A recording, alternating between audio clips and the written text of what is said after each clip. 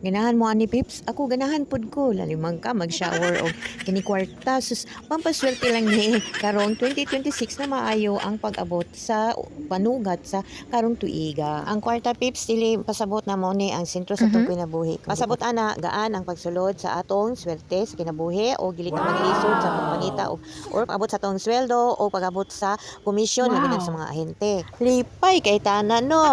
Tudo-tudohon natong swerte ani Pips no kanang kailangan nindot kayo atong pampaswerte.